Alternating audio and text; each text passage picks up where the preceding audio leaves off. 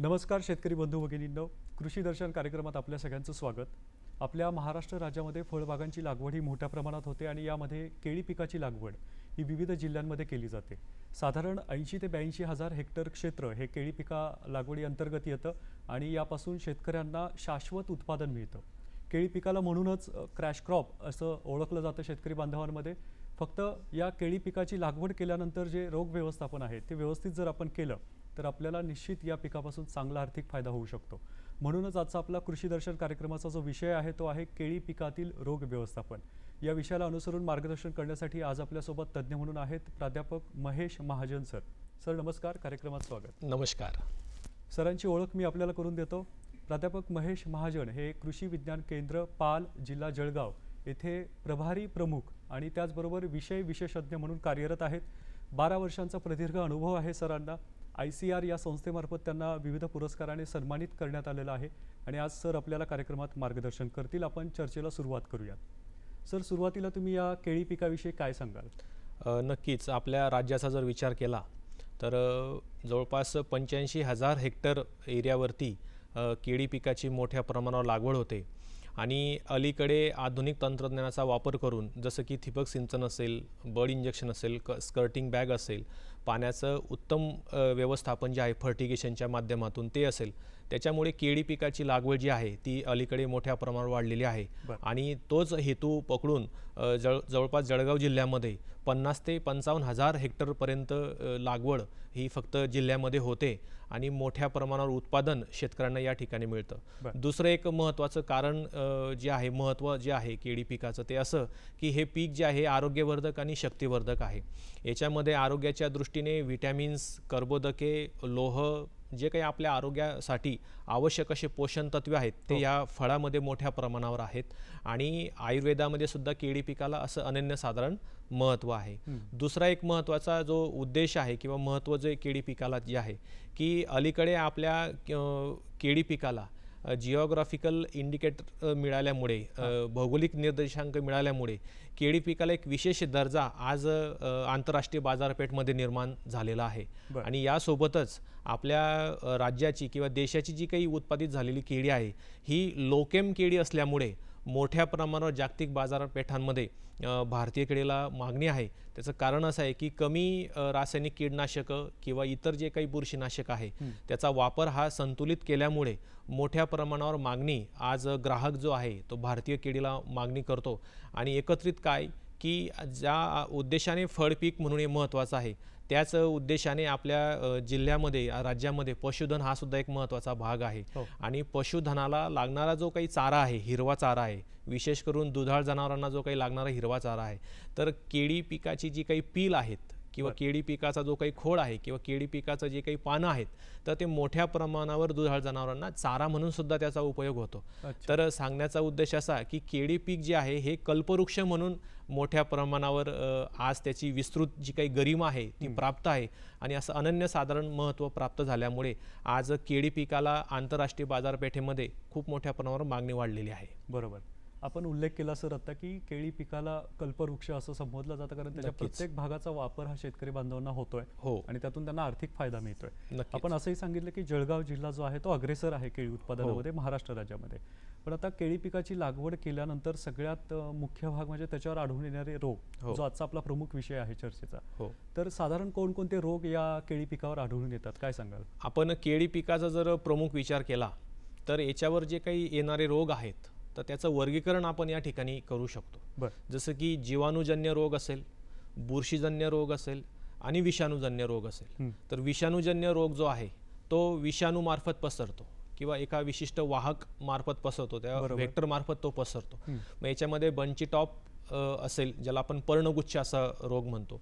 दुसरा एक महत्त्वाचा रोग याच्यामध्ये आहे इन्फेक्शियस क्लोरोसिस, ज्याला आपण कुकुंबर मोझॅक व्हायरस म्हणतो, ज्याला CMV आपण म्हणतो। तो एक महत्त्वाचा रोग केळी पिकामध्ये आपल्याला प्रामुख्याने आढळून येतो। दुसरा एक महत्त्वाचा जो काही रोग केळी पिकामध्ये जो बुरशीपासून पसरतो तो म्हणजे करपा रोग, ज्याला आपण सिगाटोका असं म्हणतो। हा करपा रोग सुद्धा मोठ्या प्रमाणावर पावसाळ्याचा जो काही हंगाम आहे तो हंगाम सुरू झाल्यानंतर त्या ठिकाणी त्याची लागण झालेली आपल्याला दिसते। त्याच पद्धतीने केळी पिकामध्ये जो जीवाणूजन्य रोग आहे, ज्याला आपण कंदकूज, हेड रॉट किंवा ज्याला आपण इरविनिया रॉट असं म्हणतो, तर जीवाणूजन्य रोग, बुरशीजन्य रोग आणि विषाणूजन्य रोग, तर सर्वसाधारणपणे 3 जे काही सूक्ष्मजीव आहेत त्याच्या माध्यमातून केळी पिकावर मोठ्या प्रमाणावर या ठिकाणी रोगांचा जो प्रादुर्भाव आहे तो आपल्याला प्रामुख्याने दिसून येतो. बरोबर. आपण आता 3 वेगवेगळ्या माध्यमातून जे रोग केळी पिकावर आढळून येतात त्याविषयी सांगितलं. आता क्रमवार आपण जाऊयात. सुरुवातीला आपण CMV या रोगाचा उल्लेख केला, तर साधारण तो कसा आढळतो आणि त्याची लक्षणं काय आहेत? नक्कीच. CMV हा जो रोग आहे याला इन्फेक्शियस क्लोरोसिस असं म्हणतात. त्याच पद्धतीने याला कुकुंबर मोझॅक व्हायरस असं म्हणतात. आणि त्याच पद्धतीने जे शेतकरी वेगवेगळ्या माध्यमातून अनुभव घेत आहेत, तर ह्या रोगाला हरण्या रोग सुद्धा असं म्हणतात. किंवा ह्या रोगाला काही जे ज्येष्ठ शेतकरी आहेत ते मुक्का रोग असं सुद्धा म्हणतात. याचं कारण असं आहे, त्याचं कारण असं आहे की एकदा का त्या फळझाडामध्ये किंवा केळी पिकामध्ये ह्या रोगाची लागण झाली तर त्याची संपूर्ण वाढ त्या ठिकाणी थांबते आणि ती वाढ थांबल्यामुळे त्या झाडाची परिपूर्ण वाढ होत नाही, पानं त्याला व्यवस्थित येत नाही, घड व्यवस्थित येत नाही, त्यांचं मुळांची वाढ योग्य प्रमाणे होत नाही आणि ते जे झाड आहे ते अबोलं राहतं किंवा मुक्क राहतं, म्हणून त्याला मुक्का रोग सुद्धा असं म्हणतात, त्याला हरण्या रोग सुद्धा असं म्हणतात. शास्त्रीय पद्धतीने हरितद्रव्याचा नाश त्याच्यामध्ये मोठ्या प्रमाणावर होतो आणि म्हणून त्याला इन्फेक्शियस क्लोरोसिस असं सुद्धा म्हणतात. आता आपण जर विचार केला की ह्या रोगाचा प्रसार कसा होतो, आपण जर एकत्रित आपल्या संपूर्ण भारताचा किंवा महाराष्ट्राचा जर विचार केला तर हा रोग पाहिलं तर सुरुवातीपासून हा रोग आपल्या देशामध्ये आहे. ढोबळमानाने जर आपण थोडासा अभ्यास जर केला तर असं एक दिसून येतं की 1943-42 सालापासून ह्या रोगाचा प्रादुर्भाव आपल्या देशामध्ये दिसून आलेला आहे. आणि म्हणून हा जो काही रोग आहे हा रोग एका विशिष्ट कीड मार्फत पसरतो.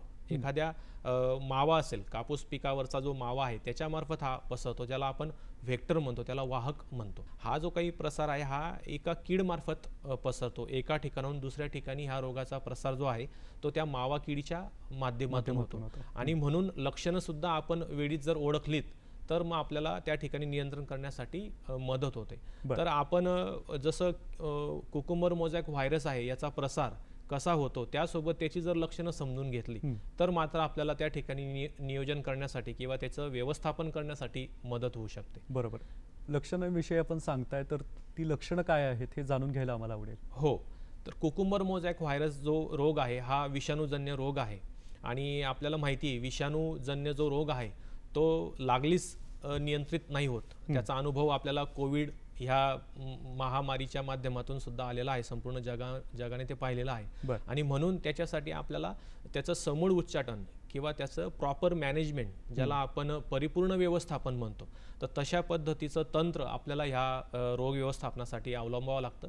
तर याच्यामध्ये लक्षणांचा जर विचार केला, त्याचे सिम्पटम्स जर आपण पाहिले तर ज्या पद्धतीने मावा किडीच्या माध्यमातून ह्या रोगाचा फैलाव होतो, तर तशा अवस्थेमध्ये किंवा त्या प्राथमिक प्रसाराच्या अवस्थेमध्ये जे काही पानं असतात, केळीची जी काही कोवडी पानं असतात, त्या पानांवरती तांबड्या रंगाच्या रेषा ज्या आहेत आपल्याला त्या दिसायला लागतात.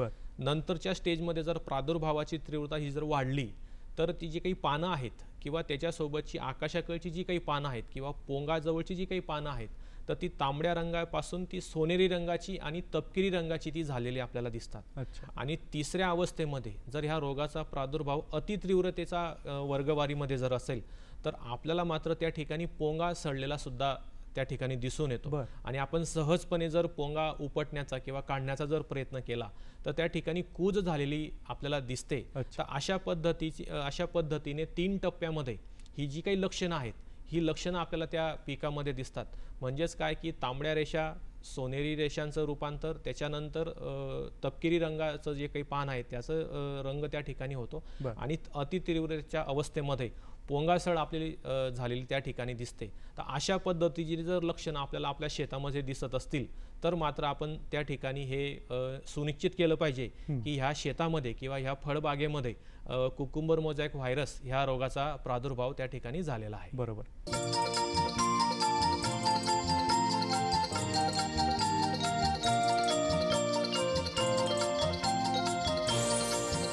पण आता सगळ्यात महत्त्वाचा प्रश्न की याच्यावर व्यवस्थापन करणं फार महत्त्वाचं आहे, त्याच्यावर नियंत्रण मिळवणं फार महत्त्वाचं आहे.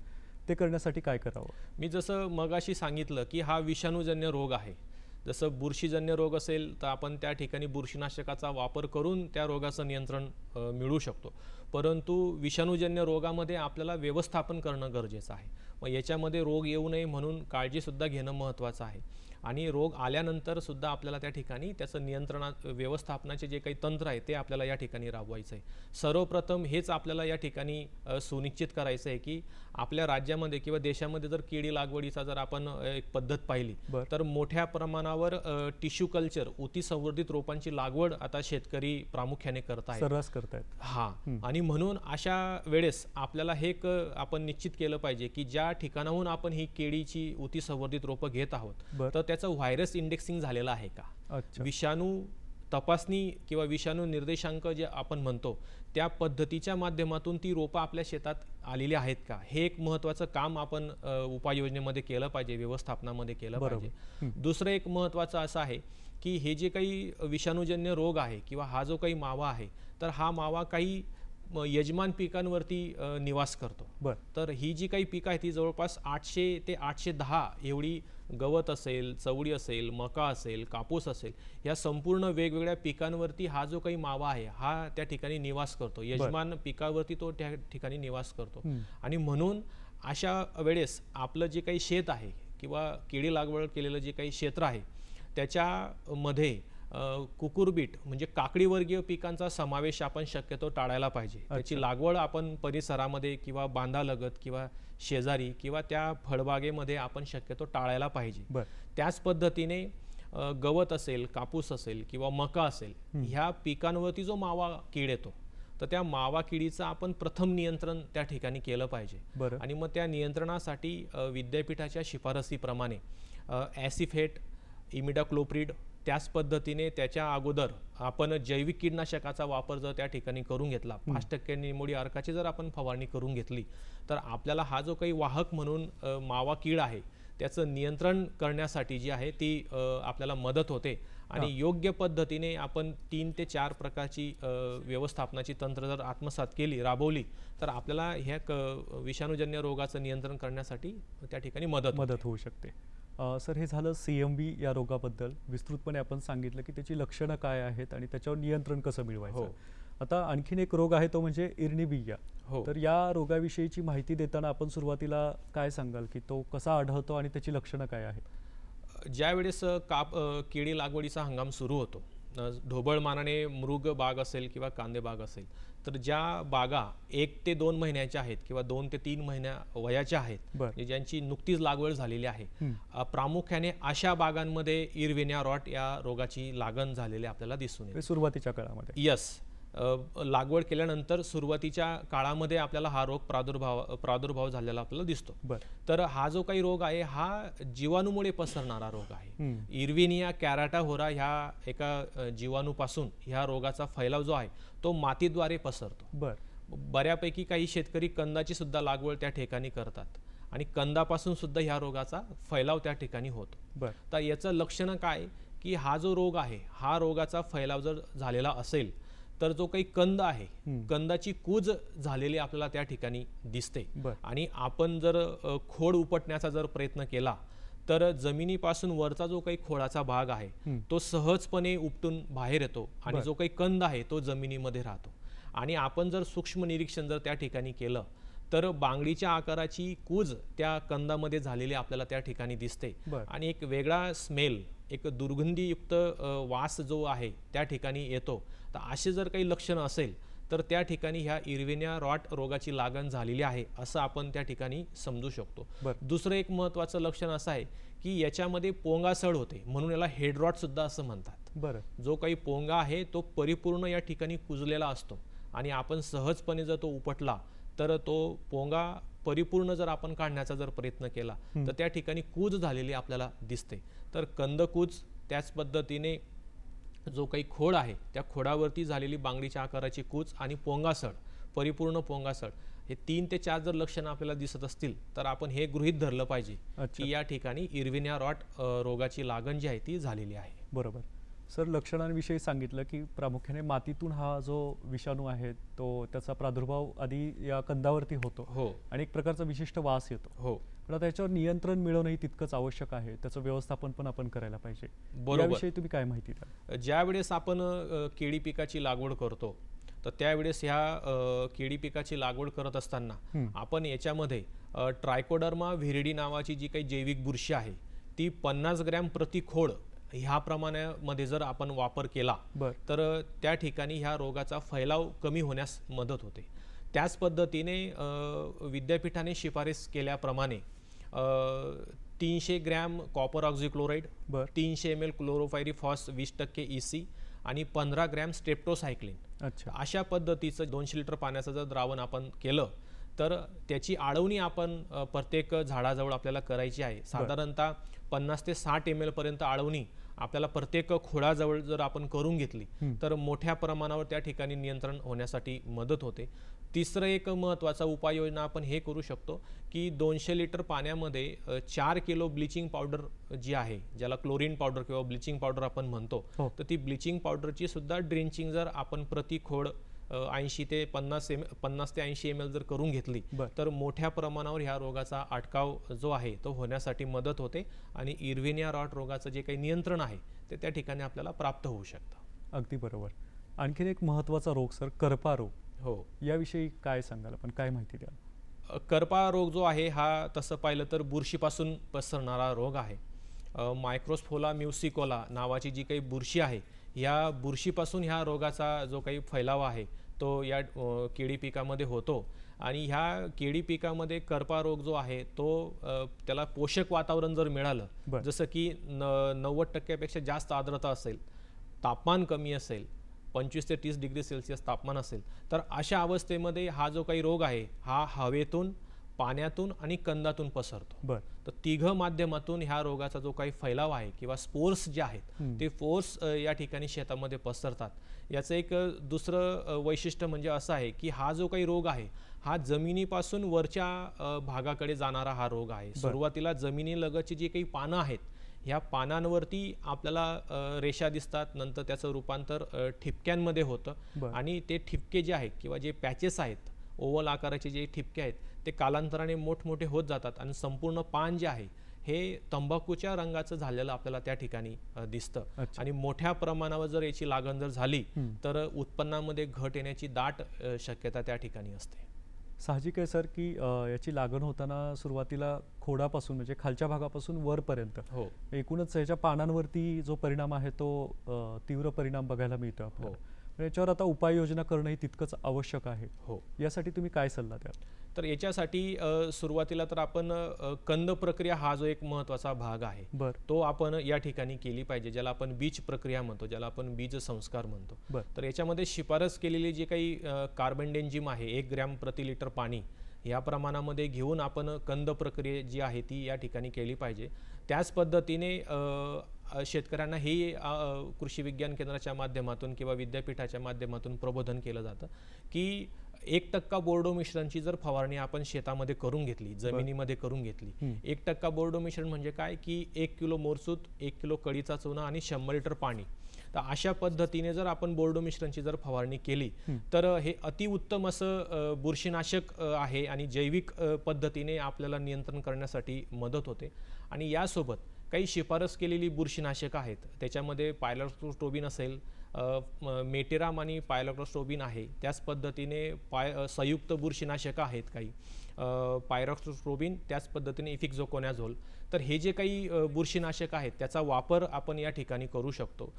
प्रामुख्याने कार्बन डेन्झिम, प्रोपिकोनॅझोल आणि त्याच्यासोबत मिनरल ऑइल. तर अशा पद्धतीचे जे काही बुरशीनाशक जे शिफारस केलेली बुरशीनाशक आहेत त्याचा जर आपण या ठिकाणी फवारणी केली तर आपल्याला योग्य पद्धतीने करपा रोगाचं जे काही नियंत्रण आहे ते नियंत्रण प्राप्त होण्यासाठी मदत होते.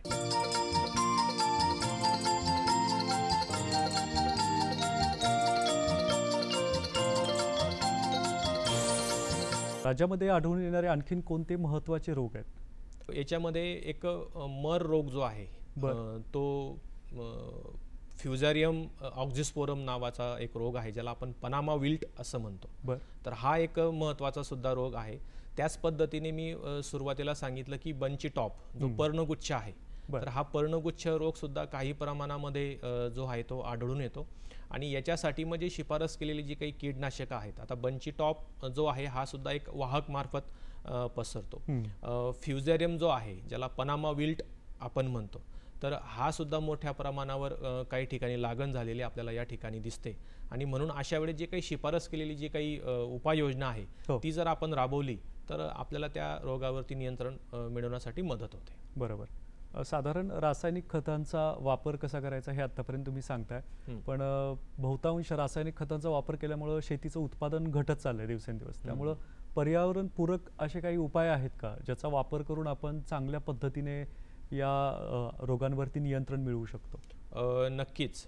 आपण पाहत आहोत की आज सरकारमार्फत, कृषी संस्थांमार्फत, विद्यापीठांमार्फत आणि आपल्या भारत सरकारमार्फत नैसर्गिक शेतीला चालना देण्यासाठी या ठिकाणी उपाययोजना केली जाते आहे किंवा त्याला प्रोत्साहन दिलं जात आहे. बरोबर.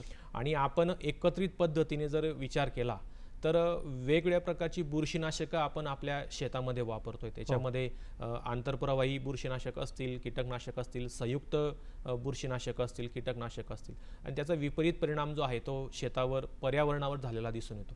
आणि म्हणून एक eco friendly pest and disease management नावाची जी काही संकल्पना आहे, ज्याला पर्यावरणपूरक रोग व्यवस्थापन म्हणतो आपण किंवा कीड व्यवस्थापन म्हणतो, तर याच्यामध्ये रोग नियंत्रणाच्या ज्या काही पद्धती शास्त्रामध्ये सांगितलेल्या आहेत किंवा विद्यापीठ जे सांगतं, त्याच्यामध्ये मशागत पद्धत असेल, भौतिक पद्धत असेल, जैविक पद्धत असेल आणि गरजेवर आधारित रासायनिक पद्धत असेल, म्हणजे need based use of chemical, गरज असेल तरच आपण त्या ठिकाणी केमिकलचा वापर केला पाहिजे. तर खरं संकल्पना ही पर्यावरणपूरक जी काही रोग व्यवस्थापन ही याची आहे. तर याच्यामध्ये आपण काय करू शकतो, जसं मी मगाशी म्हटलं की विषाणूजन्य जो रोग आहे, जो कुकुमर मोझॅक व्हायरस रोग आहे, तर हा रोग हा मावा कीड मार्फत पसरतो. मग पर्यावरणपूरक रोग व्यवस्थापन जर करायचं असेल तर अगदी कमी खर्चातले पिवळे चिकट सापळे जर आपण आपल्या शेतामध्ये जर लावून घेतले, अगदी एका एकरमध्ये 4 ते 5 पिवळे चिकट सापळे जर आपण लावून घेतले, तर रस शोषणाऱ्या किडींचं उत्तम प्रकारे नियंत्रण त्या ठिकाणी केलं जातं. दुसरं एक महत्त्वाचा आपण उपाययोजना करू शकतो की 5% निमोडी अर्काची जर सर्रास आपण सरसकट जर फवारणी करून घेतली, मग तो कापूस असू दे, मका असू दे, बांधावरची इतर पीक, शेजारीची पिकं असू दे आणि केळी असू दे, तर एक उत्तम प्रकारे त्या ठिकाणी मावा किडीचं नियंत्रण जे आहे ते त्या ठिकाणी होतं. आणि इकॉनॉमिक थ्रेशोल्ड लेवल जी आहे, ज्याला आपण आर्थिक नुकसानीची पातळी म्हणतो, तर तिच्या आत ही जी काही कीड आहे ती कीड आपल्याला त्या ठिकाणी नियंत्रण करण्यासाठी मदत होते. तिसरं एक महत्त्वाचं आहे, याच्यामध्ये काही शिफारस केलेले बुरशीनाशक आहेत, जैविक बुरशीनाशक. जसं की मी इरवेनिया रॉट रोगाच्या नियंत्रणासाठी ट्रायकोडर्माचा उल्लेख केला. तर ट्रायकोडर्मा जी बुरशी आहे ही जैविक बुरशी आहे, हिला मित्र बुरशी सुद्धा असं म्हणतात. तर आपण ट्रायकोडर्मा 50 ग्रॅम प्रति खोड ह्याप्रमाणे जर वापर करून घेतला तर उत्तम प्रकारे त्या ठिकाणी मातीमध्ये ह्या बुरशीची वाढ होते आणि जी काही शत्रू बुरशी आहे त्या शत्रू बुरशीचा नायनाट होण्यासाठी मदत होते.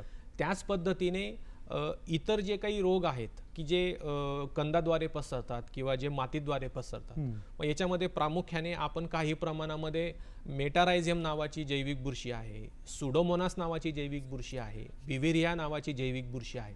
तर हे जे काही जैविक बुरशी आहेत याचा पर्यायी रासायनिक बुरशीनाशकांचा जो काही वापर आहे तो कमी करून आपण अशा पद्धतीचे बुरशीनाशक जे आहेत ते जर आपण आपल्या शेतामध्ये जर लावून घेतले, वापरलेत, तर चांगल्या पद्धतीने पर्यावरणपूरक रोग व्यवस्थापन जे आहे ते होऊ शकतं. दुसरं एक महत्त्वाचं आपण याच्यामध्ये करू शकतो की ज्यावेळेस आपण केळी पीक लावतो तर त्यावेळेस जर आपण काही आंतरपिकांचा समावेश त्याच्यामध्ये केला, उदाहरणार्थ मका आहे, ज्वारी आहे किंवा झेंडू आहे, तर या ठिकाणी जैविक पद्धतीने रोग आणि कीड नियंत्रण होण्यासाठी सुद्धा मदत होते. तर सर्वसमावेशक उपाययोजना ज्या आहेत, ज्याला इन्क्लुसिव्ह मेथड आपण म्हणतो, ती जर आपण करून घेतली तर पर्यावरणातून जे काही रोग व्यवस्थापन आहे ते होईल आणि पर्यावरणाचं संतुलन राहण्यासाठी त्या ठिकाणी मदत होणार आहे. अगदी खरं आहे. महाजन सर, तुम्ही या ठिकाणी सर्वसमावेशक असं व्यवस्थापन कसं करायला पाहिजे, केळी या पिकावर जे रोग आढळून येतात याविषयीची सविस्तर माहिती तुम्ही दिली कार्यक्रमामध्ये. शेतकरी बांधवांनो, केळी या पिकापासून जर आपल्याला जास्तीत जास्त उत्पादन मिळवायचं असेल तर त्याच्यावर आढळून येणाऱ्या रोगांवर आपल्याला नियंत्रण मिळवायला पाहिजे आणि ते कसं मिळवायचं हे आजच्या कार्यक्रमात प्राध्यापक महेश महाजन सरांनी सांगितलं. सर, तुम्ही कार्यक्रमात सहभागी झालात त्याबद्दल मुंबई दूरदर्शनच्या वतीने खरोखर आपले मनापासून आभार. धन्यवाद. धन्यवाद.